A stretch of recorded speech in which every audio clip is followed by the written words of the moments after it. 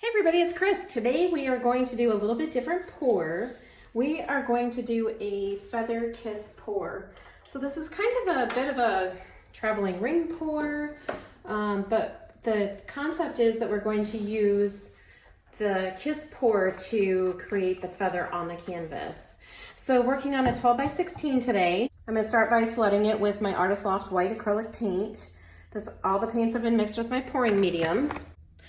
So I'm going to quickly go ahead and flood this, and then I'll come back and we'll do the pour, so hold tight. All right, so I have the canvas all flooded with paint. I have 1 cup of white here that's ready to go, and then I've got another color, I have another cup that we're going to put the color in. I think I want to go for like a rainbow effect, so I thought I would start with, I'm going to work my way backwards. So I'm going to start with some Prism Violet, and then next we're going to do some Ultramarine, just kind of layering these in here, as well as Permanent Green Light. And this is Cadmium Deep Yellow, Cadmium Orange, and then finally Cadmium Deep Red. Hopefully that is enough paint to do this little guy.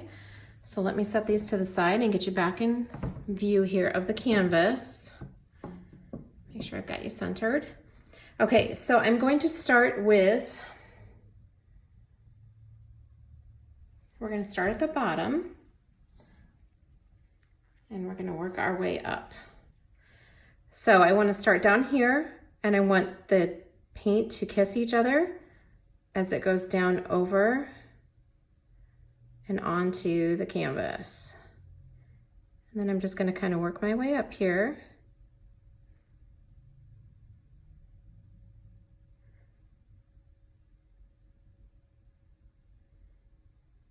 And the goal is to get all the way to the end.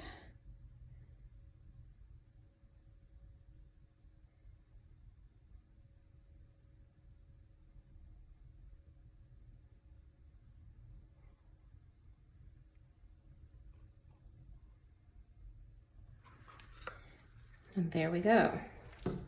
So it looks like I started a little bit down here. Not as pretty as it could be, but let's just kind of let it flow out and see what we get.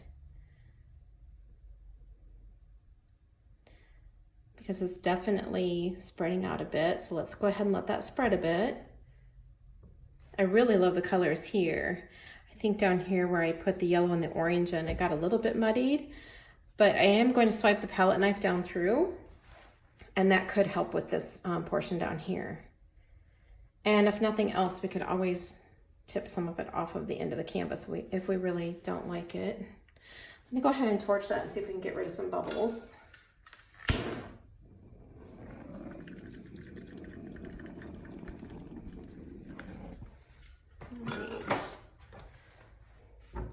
So that's a tricky one to do. I think it would be easier if you weren't doing it on camera, but I was trying to make sure that you guys would be able to see it. So I think it kind of got a little bit messed up down here. So let's see if we can tilt it just a tiny bit side to side and kind of spread the paint out just a tiny bit more. And then I want to go back the other way.